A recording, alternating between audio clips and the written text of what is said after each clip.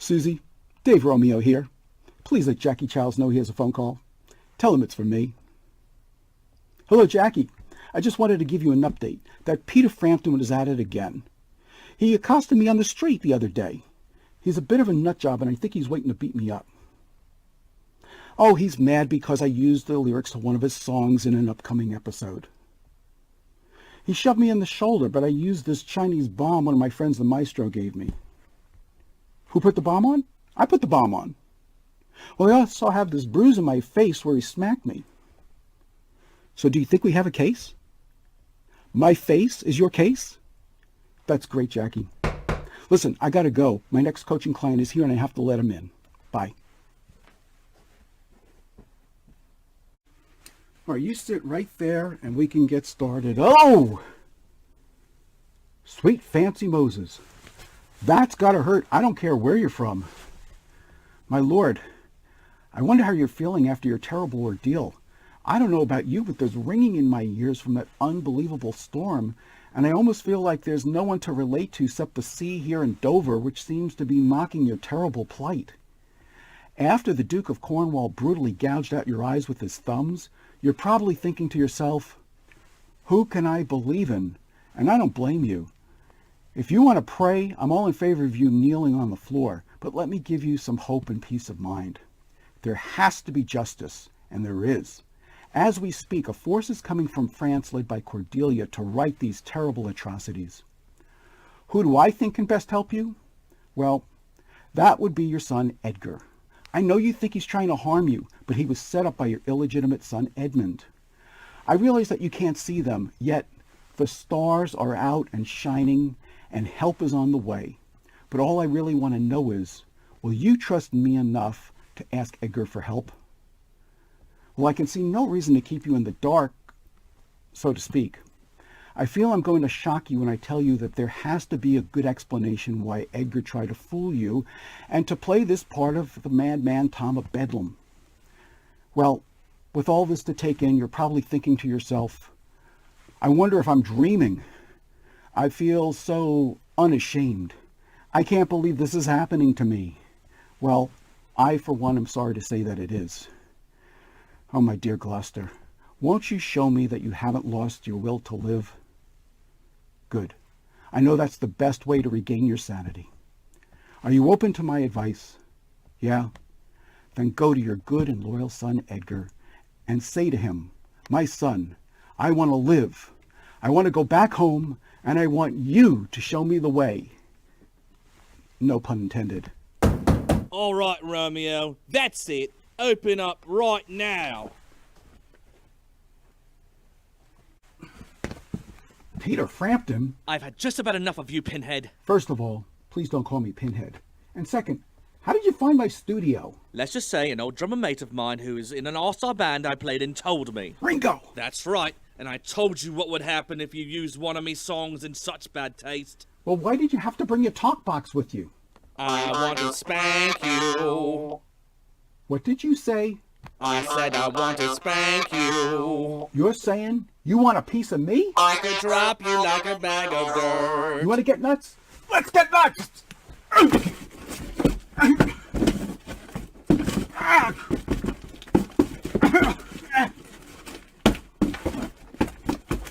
Give me that talk box!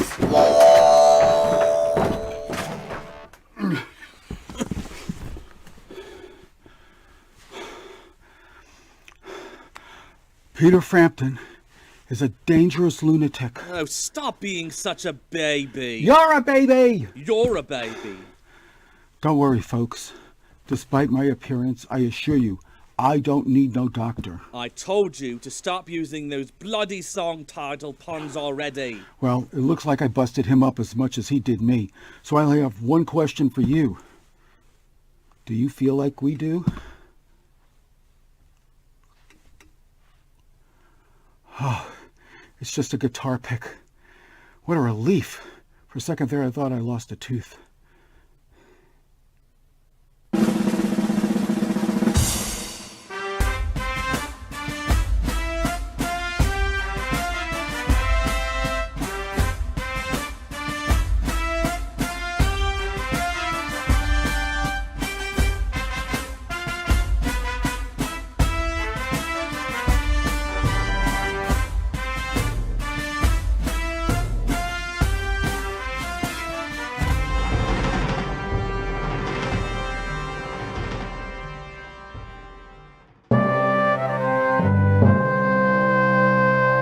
In the 1967 Beatles song I Am the Walrus, John Lennon included dialogue from a BBC radio broadcast at the end of the song.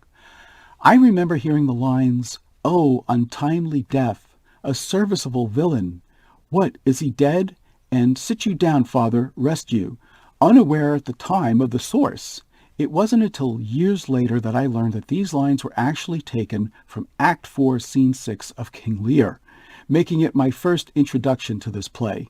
So let's take a look at the plot. Act 1 opens with the Earl of Gloucester introducing his illegitimate son Edmund to the Earl of Kent. We learn that the elderly King Lear of Britain wants to retire from the active duties of running his realm, so he decides to divide his kingdom among his 3 daughters based on how much they say they love him. His eldest daughter, Goneril, speaks first and declares her love for her father in excessive terms. Thus, Lear grants Goneril and her husband, the Duke of Albany, her share immediately. He similarly awards Regan and her husband, the Duke of Cornwall, her share right away after she's spoken. However, his youngest and favorite daughter, Cordelia, refuses to shower her father with insincere flattery like her sisters and simply says, "Nothing, my lord," stating that she loves him according to her bond, no more and no less, and will reserve half of her love for her future husband. Lear is infuriated by Cordelia's response and disinherits her. He then divides the entire kingdom between her 2 older sisters. The Earl of Kent confronts Lear about his unfair treatment of Cordelia, but Lear becomes enraged and banishes him from the country. Next, Lear then summons the Duke of Burgundy and the King of France, both of whom have proposed marriage to Cordelia. But when the Duke of Burgundy learns that Cordelia has been disinherited, he withdraws his suit. However, the noble King of France recognizes her sincere honesty and marries her nonetheless. He criticizes Lear's decision because up until this time, Lear has always praised and favored Cordelia. Lear decides that he'll alternately live monthly with Goneril and Regan and their husbands. He also retains 100 knights to be provided for by his daughters. When Cordelia and the King of France leave, Goneril and Regan speak privately and declare that they believe their father is a foolish old man who cannot be taken seriously. Gloucester's illegitimate son Edmund resents his status and plots to dispose of his legitimate older half-brother Edgar. He dupes his father with a forged letter into believing Edgar plans to kill him and usurp his estate. Meanwhile, the Earl of Kent returns from exile in disguise, calling himself Caius, and Lear unwittingly hires him as a servant. At Albany and Goneril's house, Lear and Kent get into a quarrel with Goneril's steward Oswald. Lear discovers that since Goneril now has power, she no longer treats him with respect. She tells him to cut his retinue in half. Outraged, Lear leaves Regan's home. Lear's fool reproaches him for his foolishness in giving away everything to Regan and Goneril and anticipates that Regan will treat Lear just as poorly as Goneril did. In Act 2, Edmund learns from a courtier named Curin that there's going to be a war between Albany and Cornwall and that Regan and Cornwall are going to Gloucester's house that evening. Edmund fakes an attack by Edgar, and Gloucester, who's completely fooled by Edmund, disinherits Edgar and labels him an outlaw.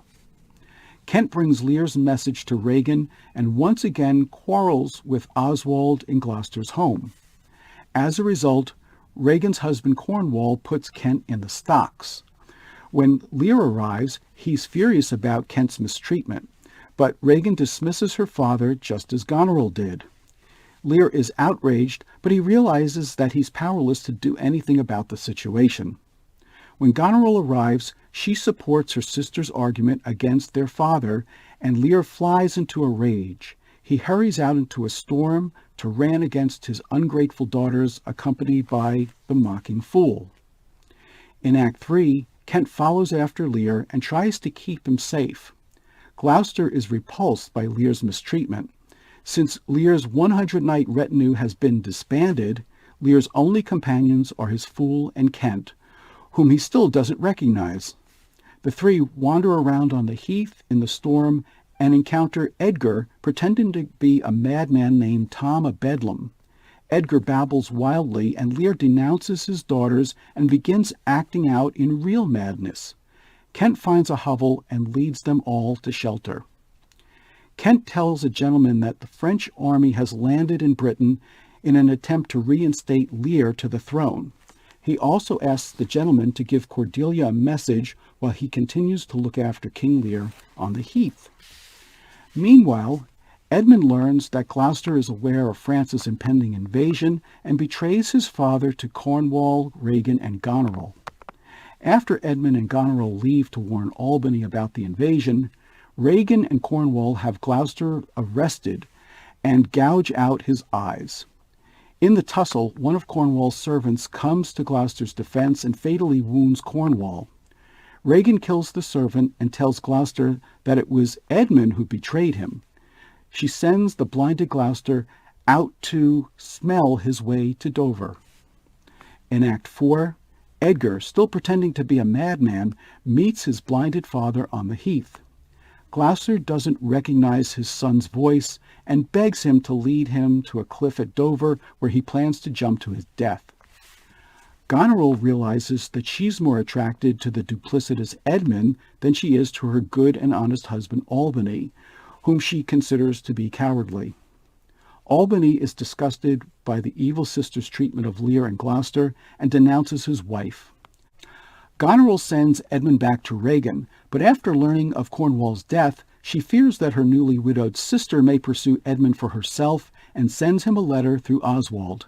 Meanwhile, Kent leads Lear to the French army, which is under the command of Cordelia. But Lear is still half mad and extremely humiliated by his earlier behavior. Kent and Cordelia take charge of Lear, whose madness quickly passes, and the two reconcile with one another. At Regan's insistence, Albany joins his forces with hers against the French. Goneril suspects Regan's motives, and Regan rightfully guesses the meaning of her sister's letter and tells Oswald that she's a better match for Edmund. At the same time, Edgar pretends to lead Gloucester to a cliff, then changes his voice and tells Gloucester that he has miraculously survived a great fall. Lear is now completely mad and rants about how corrupt the world is and runs off. Oswald enters while looking for Edmund and, acting on Regan's orders, tries to kill Gloucester, but is instead slain by Edgar. Edgar finds Goneril's letter in Oswald's pocket, which encourages Edmund to kill her husband and take her as his wife. In Act 5, Regan, Goneril, Albany, and Edmund meet with their forces. Albany agrees to fight the French invaders, but insists that they do not harm Lear or Cordelia. The two sisters vie for Edmund, who's made promises to both of them. He also plans to have Albany, Lear, and Cordelia killed. The still disguised Edgar gives Goneril's letter to Albany. As the armies battle, the Britons defeat the French, and Lear and Cordelia are captured. Edmund sends the two of them off with secret orders for Cordelia's execution. The victorious British leaders meet, and the newly widowed Regan proclaims that she will marry Edmund. But Albany exposes Edmund and Goneril's conspiracy and declares Edmund to be a traitor. Regan, who's been poisoned by Goneril, staggers and is escorted off stage where she dies. Edgar appears masked and in armor and challenges Edmund to a duel, although no one knows who he is. Edgar mortally wounds Edmund, but he doesn't die right away. Albany confronts Goneril with the letter she intended to be his death warrant. She flees off stage in shame and rage. Edgar uncovers his face and reveals that Gloucester died from shock and joy after Edgar revealed himself to his father, who was relieved that his son Edgar was alive. Since Goneril's plans have been prevented, she commits suicide. The dying Edmund remorsefully decides to try to save Lear and Cordelia, but his confession is too late. Albany sends men to revoke Edmund's orders, but Lear enters carrying Cordelia's body in his arms after killing her executioner. As Kent appears, Lear finally recognizes him. Albany urges Lear to resume his reign, but the trials Lear has experienced prove to be too much for him, and he dies. Albany then asks Kent and Edgar to take charge of the throne, but Kent declines, saying that his master is calling him on a journey and he must follow. Thus, Albany and Edgar are left to restore the kingdom. When we return, we'll look at some of the remarkable characters in King Lear.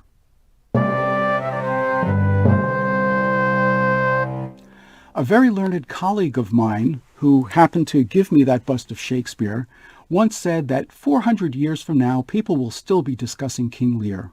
And while I'm sure that's true of all of Shakespeare's plays, I believe Shakespeare's incredible characters will have a lot to do with validating that statement. King Lear, who lived about 800 years BC, is the king of Britain and has been ruling for about 60 years. He's old, he's tired, and he prefers to turn his kingdom over to his 3 daughters so that he could just, as he puts it, crawl towards death. Unfortunately, instead of just dividing up his kingdom 3 ways, he decides to do so based on how much each of his daughters say they love him. His 2 eldest daughters, Goneril and Regan, flatter the king with false adoration, but his innocent youngest daughter, Cordelia, doesn't want to play their game. Unfortunately, she answers nothing to the king's question, and in a fit of rage, he disinherits Cordelia, who is taken anyway by the King of France to be his wife, saying that she herself is a dowry. Lear then divides his kingdom between the 2 eldest daughters and their husbands, the Dukes of Albany and Cornwall, respectively, and in another fit of rage, he banishes the loyal and trusty Earl of Kent, who speaks out against his ridiculous decision to disinherit Cordelia. The Earl of Gloucester has 2 sons. His eldest is Edgar, who is legitimate, loving, and naive, and his illegitimate son, Edmund, who is evil, treacherous, and cunning. Edmund convinces his father through forged letters that Edgar is trying to kill him. Gloucester is duped into believing him and disinherits Edgar, promising to leave everything to Edmund. I do want to say something about the noblest character in the entire play, who's not even given a name and appears in only one scene. As the Duke of Cornwall is gouging out Gloucester's eyes, one of the Duke's servants fatally wounds him in an attempt to stop him from carrying out this horrific act, but is mortally wounded by Regan. And finally, we have Lear's fool, who provides more wisdom and insights than humor in this virtually humorless tragedy. As with many of Shakespeare's plays, the fool is responsible for some of the wisest lessons in the entire work. In Act 1, Scene 4, the fool tells Lear these words of wisdom. "Mark it, nuncle.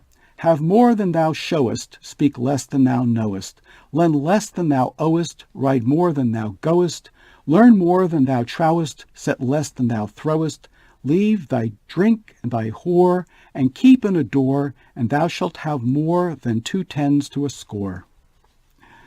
In Act 1, Scene 5, Lear's fool tries to get through to him about his poor judgment and delivers my favorite line in the entire play.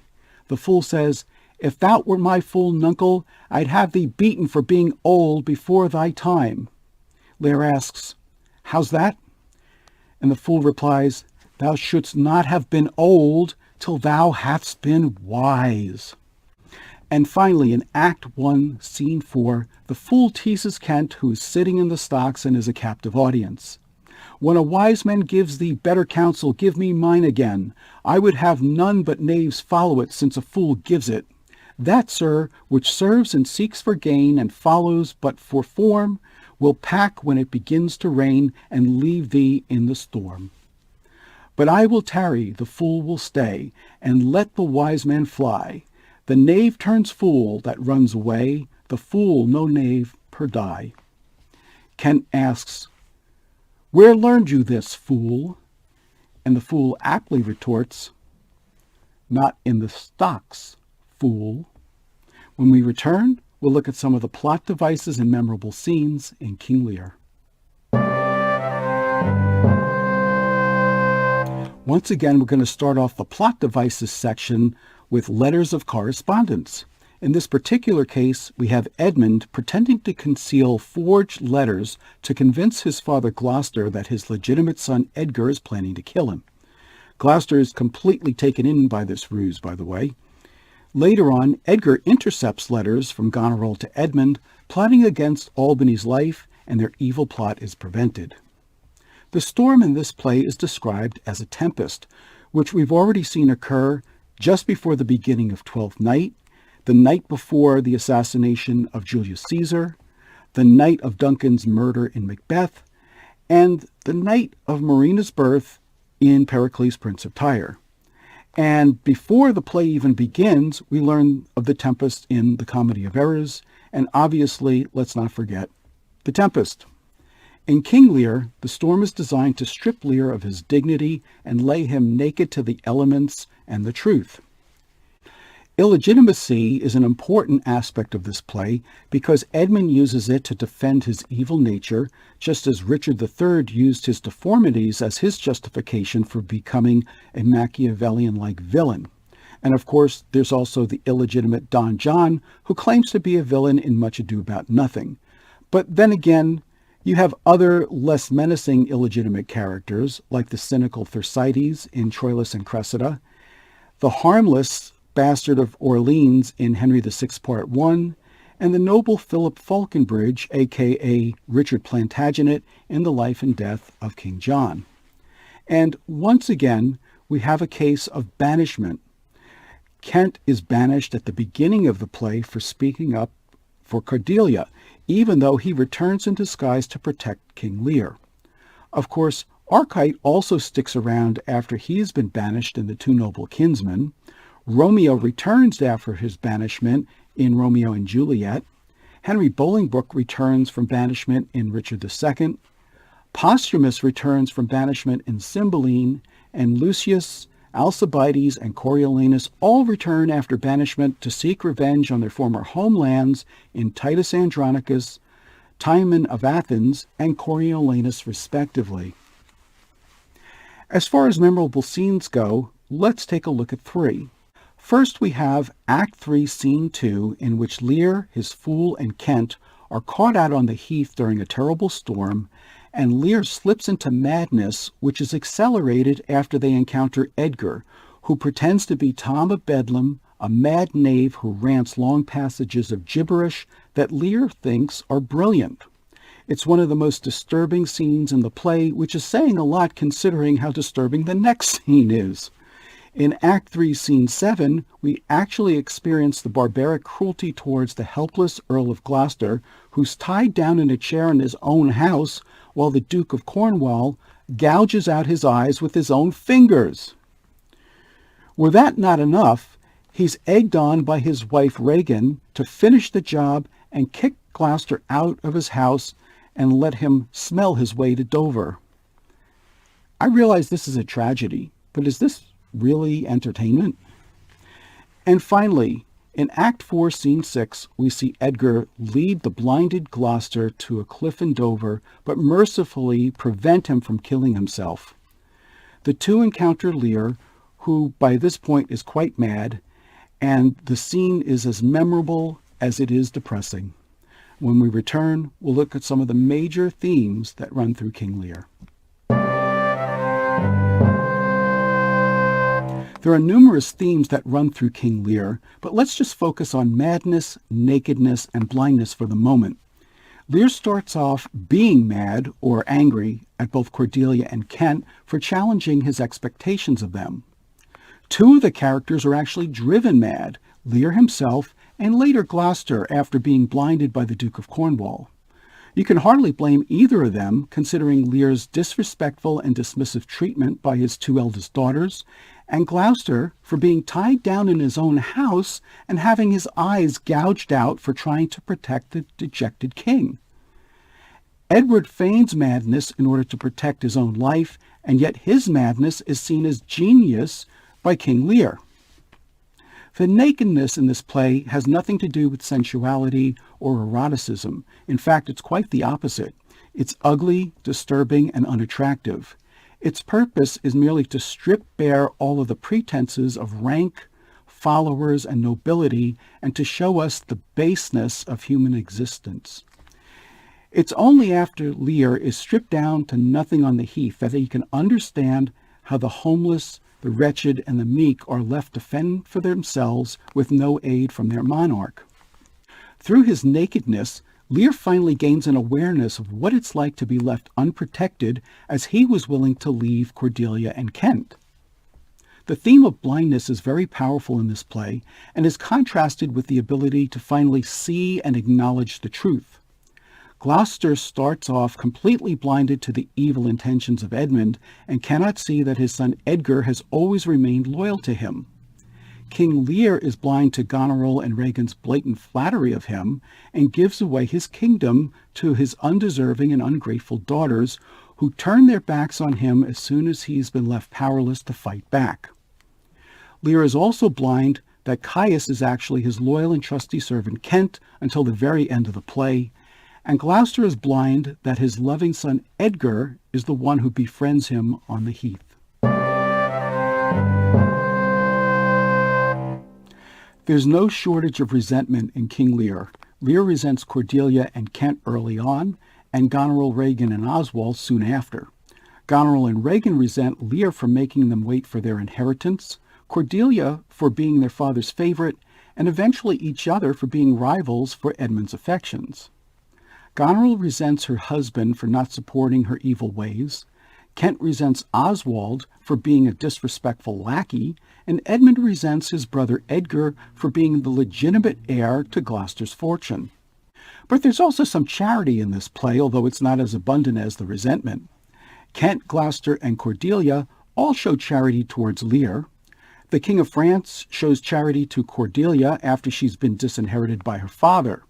In Act 1, Scene 1, the King of France calls out Lear for disinheriting Cordelia, who's trying to speak honestly to her father and not feed him with false flattery like her two older sisters had. The king says to Lear, "This is most strange, that she that even but now was your best object, the argument of your praise, balm of your age, most best, most dearest, should in this trice of time commit a thing so monstrous to dismantle so many folds of favor. Sure her offense must be of such unnatural degree that monsters it, or your forevouched affection fall into taint, which to believe of her must be a faith that reason without miracle could never plant in me."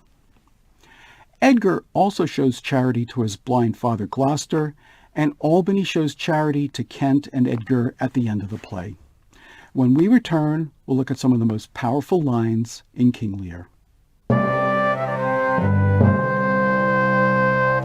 Even the most avid lovers of King Lear will admit that this play is extremely depressing. However, there's no denying that much of its endurance and acclaim is due to the incredible lines it contains. Indeed, I would be doing you an injustice if I included all of the great passages in this section, because they're best appreciated by reading or hearing them yourself. But let's review a few of them together. In Act 1, Scene 2, Edmund has a magnificent soliloquy about why his illegitimacy should not make him any less worthy a soul than a legitimately born son. By the way, you'll hear the word nature mentioned several times in these sections. Nature is mentioned 44 times in this play. "Thou, nature, art my goddess. To thy law my services are bound. Wherefore should I stand in the plague of custom and permit the curiosity of nations to deprive me for that I am some 12 or 14 moonshines lag of a brother? Why bastard? Wherefore base? When my dimensions are as well compact, my mind is generous, and my shape as true as honest madam's issue. Why brand they us with base, with baseness, bastardy, base, base, who in the lusty stealth of nature take more composition and fierce quality than doth within a dull, stale, tired bed, go to the creating a whole tribe of fops got between asleep and wake. Well then, legitimate Edgar, I must have your land. Our father's love is to the bastard Edmund as to the legitimate." Fine word, legitimate. Well, my legitimate, If this letter speed and my invention thrive, Edmund the base shall top the legitimate. I grow, I prosper. Now gods, stand up for bastards. In Act 1, Scene 4, we see King Lear lash out at his daughter Goneril for treating him so shamefully, saying, "Hear, nature, hear, dear goddess, hear. Suspend thy purpose if thou didst intend to make this creature fruitful. Into her womb convey sterility. Dry up in her the organs of increase, and from her derogate body never spring a babe to honor her. If she must teem, create her child of spleen, that it may live and be athwart disnatured torment to her. Let it stamp wrinkles in her brow of youth, with cadent tears, fret channels in her cheeks, turn all her mother's pains and benefits to laughter and contempt, that she may feel how sharper than a serpent's tooth it is to have a thankless child." In Act 3, Scene 7, we see one of the most barbaric scenes in any Shakespeare play, the blinding of Gloucester. Regan and her husband, the Duke of Cornwall, almost seem to spar with one another to see who can be the most cruel in their torturing of an old man while he's bound in a chair and must endure their evil actions. First, Regan shocks us after her husband has gouged out one of Gloucester's eyes, saying, "One side will mock the other too." Cornwall says, "If you see vengeance," but he's stopped by his servant who says, "Hold your hand, my lord. I have served you ever since I was a child, but better service have I never done you than now to bid you hold." And after he's killed by Regan, Cornwall says, "Lest it see more, prevent it. Out, vile jelly. Where's thy luster now?" In Act 4, Scene 1, Gloucester laments, "As flies to wanton boys are we to the gods. They kill us for their sport." In Act 4, Scene 6, Gloucester, recognizing Lear, says, "The trick of that voice I do well remember. Is it not the king?" And Lear says, "Aye, every inch a king. When I do stare, see how the subject quakes. I pardon that man's life. What was thy cause? Adultery? Thou shalt not die? Die for adultery? No, the wren goes to it, and the small gilded fly does lecher in my sight. Let copulation thrive, for Gloucester's bastard son was kinder to his father than my daughters got 'tween the lawful sheets. To it, luxury. Luxury in that time meant lechery. Pell-mell, for I lack soldiers. Behold yon simpering dame, whose face between her forks presages snow that minces virtue and does shake the head to hear of pleasure's name. The fichu nor the soiled horse goes to it with a more riotous appetite. Down from the waist they are centaurs, though women all above. But to the girdle do the gods inherit. Beneath is all the fiends. There's hell, there's darkness, there's the sulphurous pit. Burning, scolding, stench, consumption. Fie, fie, fie. Pff, pff. Give me an ounce of civet, good apothecary, to sweeten my imagination. There's money for thee." Gloucester says, "Oh, let me kiss that hand." And Lear says, "Let me wipe it first. It smells of mortality." What a great line. In Act 4, Scene 7, King Lear is finally reconciled to his daughter Cordelia. He says to her in humility, "Pray, do not mock me. I am a very foolish, fond old man. 80 and upward, not an hour more or less. And to deal plainly, I fear I am not in my perfect mind. Methinks I should know you, and know this man. Yet I am doubtful, for I am mainly ignorant what place this is. And all the skill I have remembers not these garments, nor I know not where I did lodge last night. Do not laugh at me, For as I am a man, I think this lady to be my child Cordelia. Cordelia answers him, and so I am, I am. Lear asks, be your tears wet? Yes, Faith. I pray, weep not. If you have poison for me, I will drink it. I know you do not love me. For your sisters have, as I do remember, done me wrong.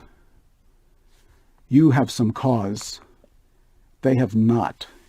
To which Cordelia replies, no cause, no cause. And finally, in Act 5, Scene 1, we hear Edmund in another soliloquy musing over what he should do about Regan and Goneril, who both desire him, yet he remains pragmatic at best and disinterested at worst.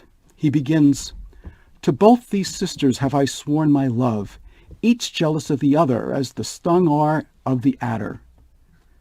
Which of them shall I take? Both? One? Or neither? Neither can be enjoyed if both remain alive. To take the widow exasperates, makes mad her sister Goneril, and hardly shall I carry out my side her husband being alive.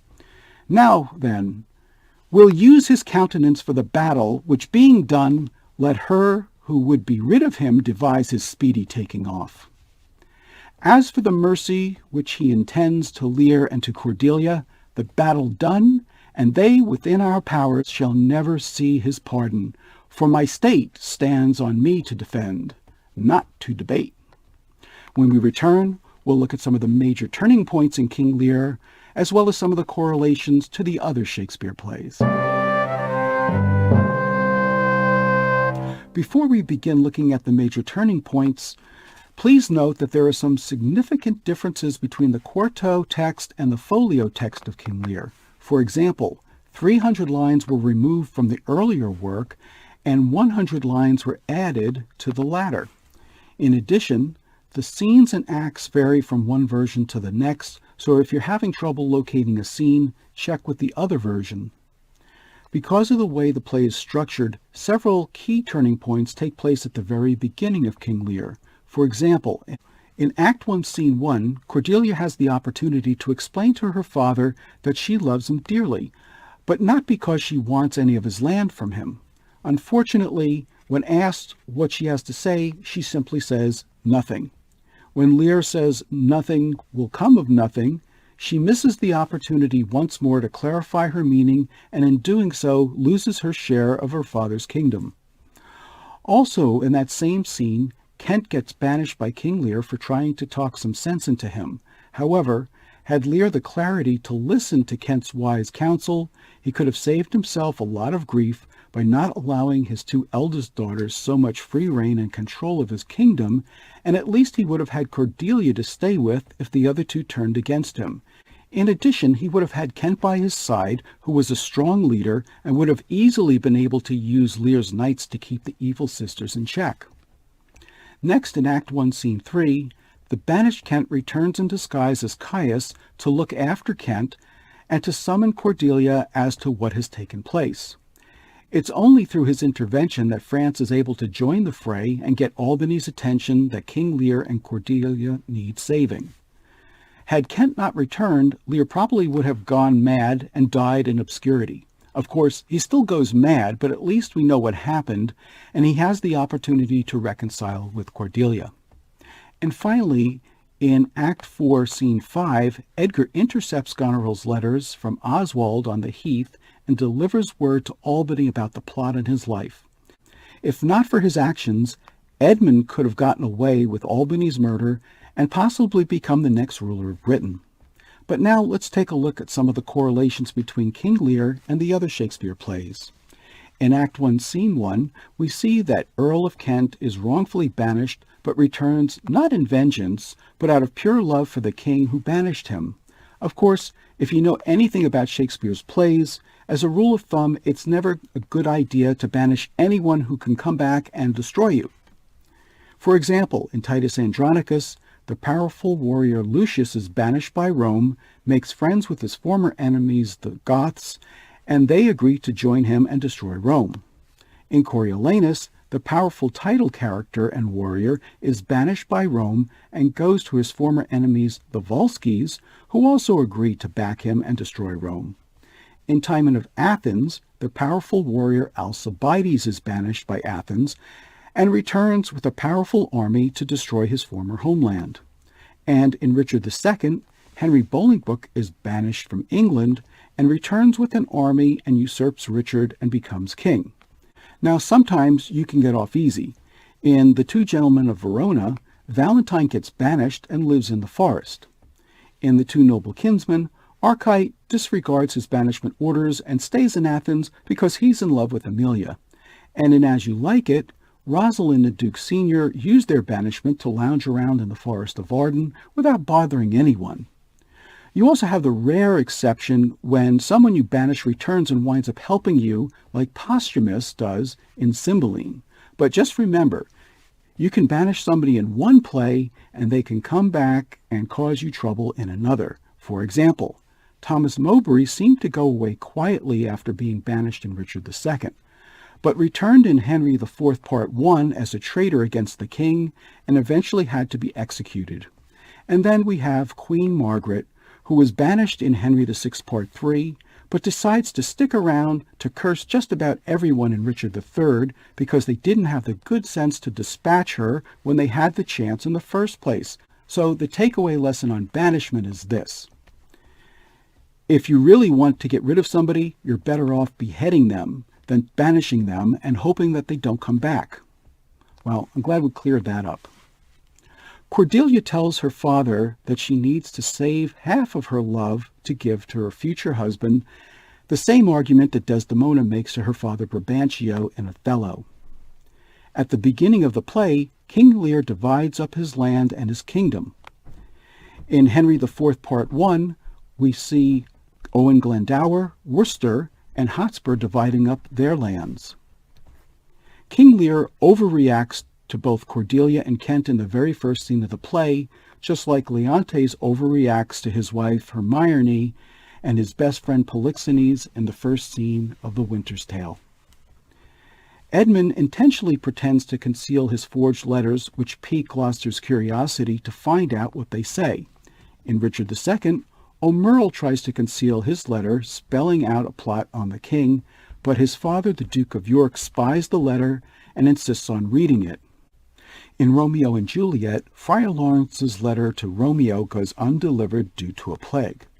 In The Two Gentlemen of Verona, Valentine's concealed letters are intercepted by the Duke of Milan, thwarting his elopement plans with Silvia, the Duke's daughter. In Love's Labour's Lost, Barone and Don Armado's letters both go astray thanks to the clown Costard, and in Henry VIII, Cardinal Wolsey inadvertently puts his letter to the Pope in with his letters to the king and is undone by them. Edmund forges letters to convince his father that his brother Edgar is plotting to kill him. Also, Edgar kills Oswald and intercepts Goneril's letters to Edmund about their plan to kill Albany. In Hamlet, Hamlet intercepts Claudio's letters and forges them so that Rosencrantz and Guildenstern are executed when their ship arrives in England and not Hamlet. And in Twelfth Night, Maria forges a letter in Olivia's hand in order to play a prank on the haughty Malvolio and take him down a peg. Edmund reveals his ambition in an early soliloquy, saying that because he's illegitimate, he must resort to villainy. In Much Ado About Nothing, Don John, the illegitimate brother of Don Pedro, says he's a plain-dealing villain who can't help who he is, and in Richard III, the title character blames his ambition and villainy on his deformity. At the beginning of the play, the 80-year-old Lear says he's turning over the kingdom, quote, while we unburdened crawl towards death, unquote. At the end of The Tempest, Prospero says that once back in Milan, he'll retire, quote, where every third thought shall be my grave, unquote. By the way, the same actor who played King Lear also played Prospero in The Tempest in the BBC Shakespeare series. In Act 2, Scene 2, the fool sings, "The rain, it raineth every day." In Twelfth Night, Feste the Jester also sings, "The rain, it raineth every day." King Lear turns his kingdom over to his daughters. In The Tempest, Prospero leaves the running of his kingdom to his evil brother. In Pericles, Prince of Tyre, Pericles leaves the running of Tyre to his trusted noble Helicanus. In Measure for Measure, Duke Vincenzio turns over Vienna to the wicked Lord Angelo, and in Henry VI, Part 3, Henry turns his kingdom over to Warwick and Clarence. In Act 1, Scene 2, Edmund says, "This is the excellent foppery of the world, that when we are sick in fortune, we make guilty of our disasters the sun, the moon, and stars." In other words, people blame their misfortunes on the stars. However, he goes on to say, "I should have been that I am, had the maidenliest star in the firmament twinkled on my bastardizing." And so he seems to be in agreement with Caius Cassius in Julius Caesar, who said, "The fault, dear Brutus, is not in our stars, but in ourselves, that we are underlings," meaning, take responsibility for your own success. In Act 4, Scene 2, Goneril says, "Oh, the difference of man and man," as she compares her husband Albany to Edmund. In Act 2, Scene 1 of The Two Noble Kinsmen, the jailer's daughter says, "Lord, the difference of men," as she compares the wooer to Palamon. And in Act 1, Scene 2 of Measure for Measure, Mistress Overdone compares Lucio and his companions to Claudio, saying, "There's one yonder arrested and carried to prison was worth 5,000 of you all." Cordelia has to choose between two suitors and winds up marrying the right one, just like Amelia does in The Two Noble Kinsmen. In Act 5, Scene 3, we learn that Goneril is dead after having confessed that she poisoned her sister Regan. At the end of Cymbeline, we learn that the queen is dead after having confessed that she was poisoning Cymbeline. There are also some biblical correlations. Some are more obscure than others, so let's just look at the most obvious one. In Act 4, Scene 3, Cordelia says, "O dear Father, it is thy business that I go about." That sounds very similar to the Gospel according to St. Luke, chapter 2, verse 49. When the Blessed Mother asks Jesus why he has caused St. Joseph and her to seek him for the last 3 days, Jesus replies, "How is it that you sought me? Did you not know that I must be about my Father's business?" And finally, in the Star Trek animated television series in 1974, the penultimate episode was entitled "How Sharper Than a Serpent's Tooth," which was about an alien being that demanded to be worshipped. The title, of course, was taken from none other than Act 1, Scene 4 of King Lear. When we return, we'll look at some interesting facts about King Lear. In preparing to do this episode, I did extensive research, and this is what I found. There are actually two distinctive plays about King Lear attributed to William Shakespeare. The first one is referred to as The History of King Lear, which is referred to also as the quarto version, and was published in 1606. The Tragedy of King Lear, which is most commonly referred to as the First Folio version, was published in 1623. The second version has 300 lines cut from the original play and adds 100 new lines. Also, as I mentioned, the scenes vary from version to version, making it sometimes difficult to locate specific lines. A major source of this work was the second edition of the Chronicles of England, Scotland, and Ireland by Raphael Holinshed, published in 1587. According to Holinshed, the story is set when Joash was king of Judah, which would make it around 800 years BC, so it's obviously in the pre-Christian era. This has resulted in numerous anachronisms, such as Anglo-Saxon names such as dukes and earls being used, and you couldn't have a king of France then, since France wasn't even a country at the time. In addition, in Act 3, Scene 2, the fool says, "This prophecy Merlin shall make, for I live before his time." It's almost as if Shakespeare is letting us know that he did this deliberately and is aware of the anachronism, since Merlin hadn't even been born yet and was first introduced in 1130. Another anachronism has to do with the name Edgar chooses when he's pretending to be the madman called Tom of Bedlam.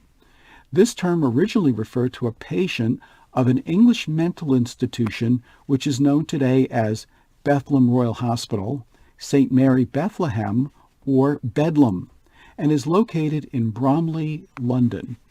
The hospital didn't even start operating until 1330, so it would have been familiar to Shakespeare's audiences, even though it definitely didn't exist 800 years BC. In addition, Shakespeare drew from a fictitious story entitled Lear of Britain, spelled L-I-E-R, who was a mythological Celtic king. This story is recounted in the pseudo-historical book History of the Kings of Britain by Catholic cleric Geoffrey Monmouth, which was written around 1136 AD. The only known performance of the play during Shakespeare's lifetime was on December 26, 1606 at Whitehall before the court of King James I.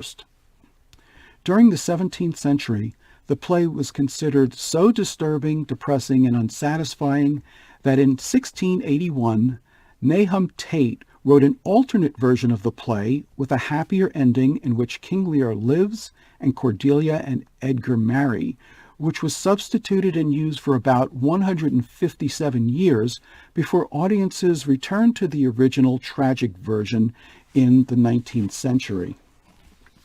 The name Albany refers to the ancient name for Scotland. Cornwall refers to the southwest region of England, and the name Cordelia means the heart. The term nuncle, which the fool keeps saying when he's speaking directly to Lear, is a Middle English word meaning uncle. If you've ever seen the 1965 film The Sound of Music, you'll know that there's a song in there entitled How Do You Solve a Problem Like Maria?, in which Maria is described as, among other things, a flibbertigibbet. This is another Middle English word that means gossip. It's also one of the terms Edgar uses when he's attempting to be Tom of Bedlam and spewing gibberish.